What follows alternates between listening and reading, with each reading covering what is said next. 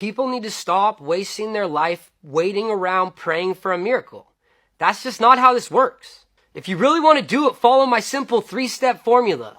1, wake the fuck up. 2, get your lazy ass off the couch. And 3, go do that shit. Or you're gonna be watching the big boys play from the sideline. I don't know how much more simple I can make this shit. Our life is a combination of a certain amount of time and energy.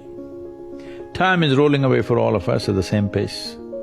If you sit, it rolls away, if you sleep, it rolls away, if you do something, it goes away, if you don't do anything, it goes away.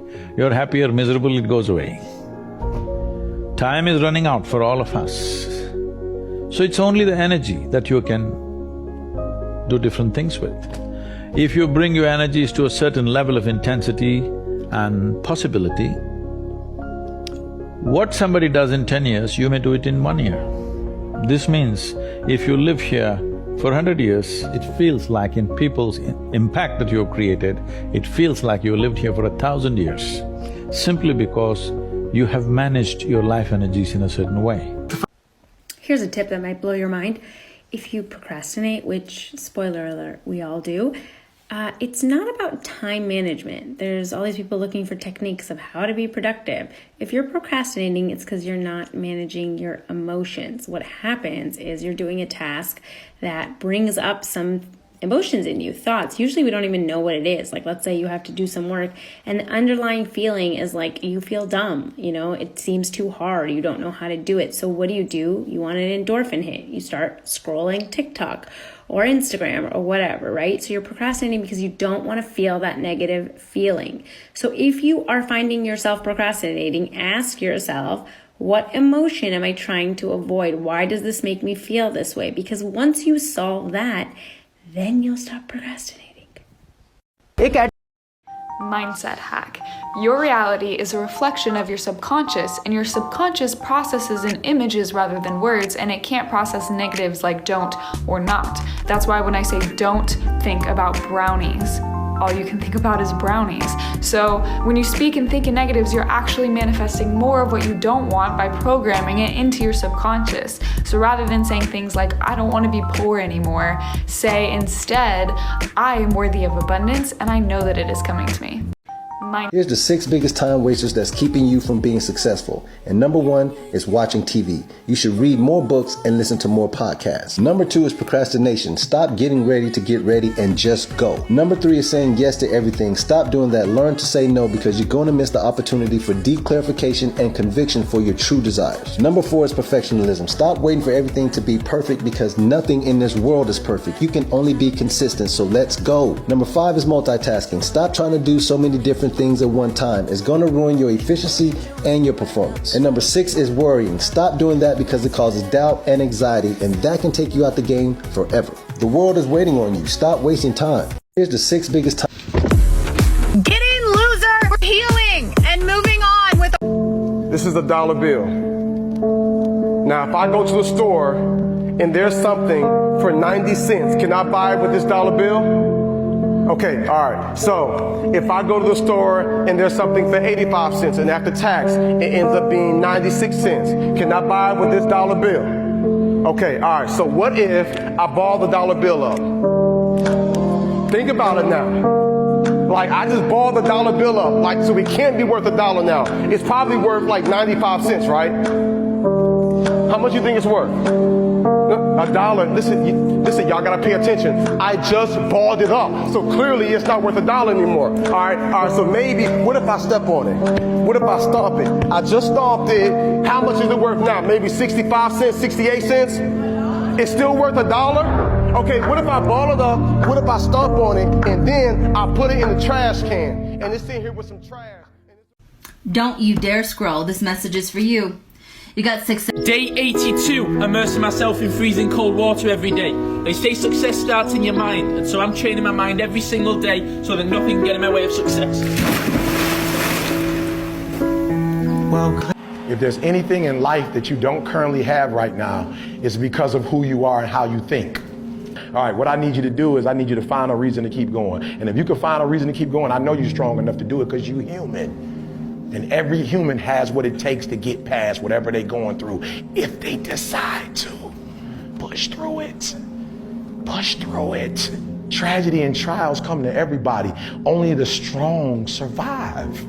Listen to me very closely. Y'all running from obstacles when in fact it's the obstacle that's gonna take you to the next level. Like y'all running from pain. Y'all running from challenges. You telling me how difficult your life is. Do you understand it is the difficulty that's gonna prepare you and take you to that next level? That was good. At the start of year 12, I wrote my absolute goal score on a piece of paper and stuck it up on my wall. Every time I'd walk into my room or when I was studying, I'd be looking at this goal even when I didn't know it. I also had a conversation with my grandma early in the year who asked what score I'd get, and out of the blue, I said 99.2. And well... So every time you stay out late, sleep in, party all weekend, miss a workout, overreact, sit on the couch, say you'll start tomorrow, complain, don't give 100%, or procrastinate, your competition is winning. Remember that. The 2-minute rule. There is no habit that we're going to work on that takes less than 2 minutes to do. But nearly any habit can be started in under 2 minutes. So if you take exercise, for example, often people will get home from a long day of work and they say, oh, I'm too exhausted to go for a run or to try to exercise. So I never get around to doing it because I think about, I have to run 5 kilometers or whatever, some long distance that seems overwhelming to me.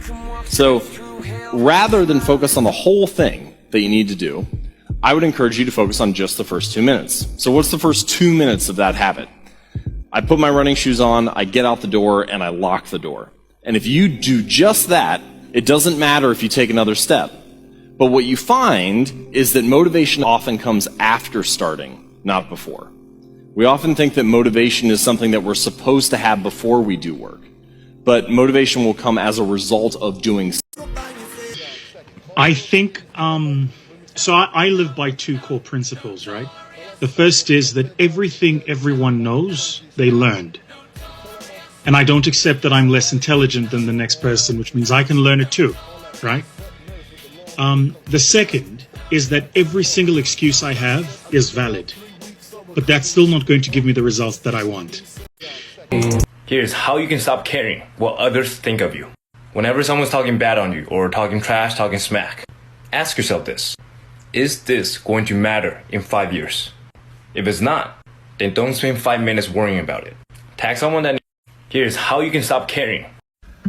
I think happiness is about letting go of what you thought your life was supposed to be and just embracing where you are now and how special it is.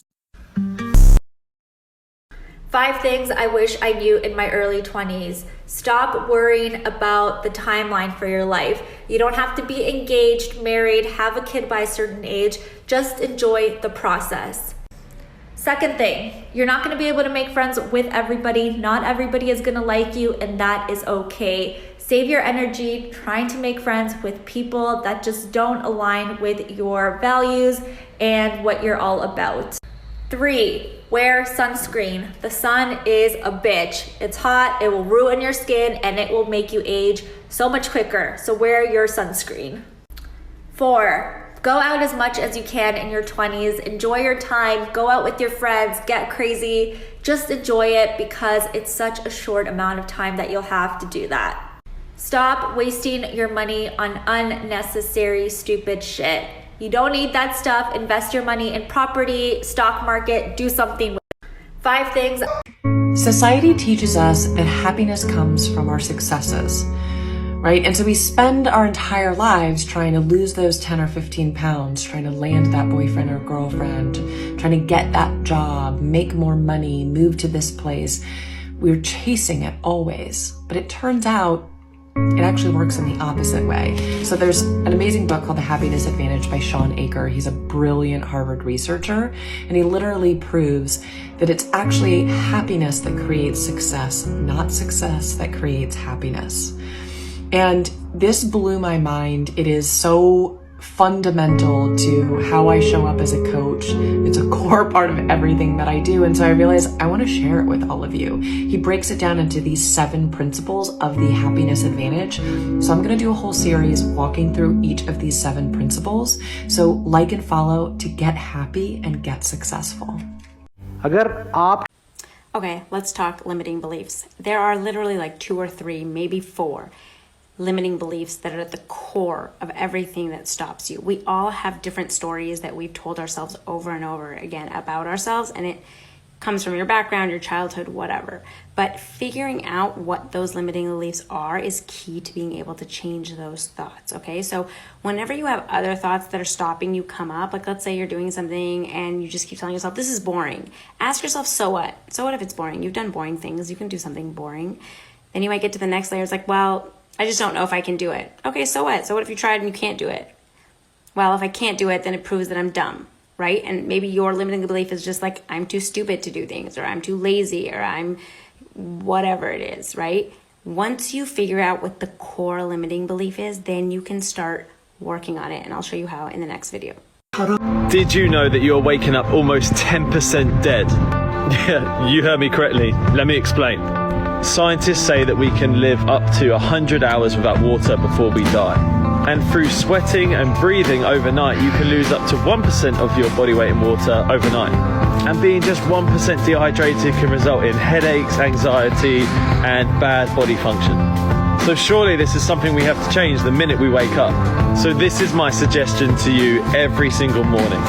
Before you leave the house, or before you even think about doing some exercise, pour yourself a big glass of water.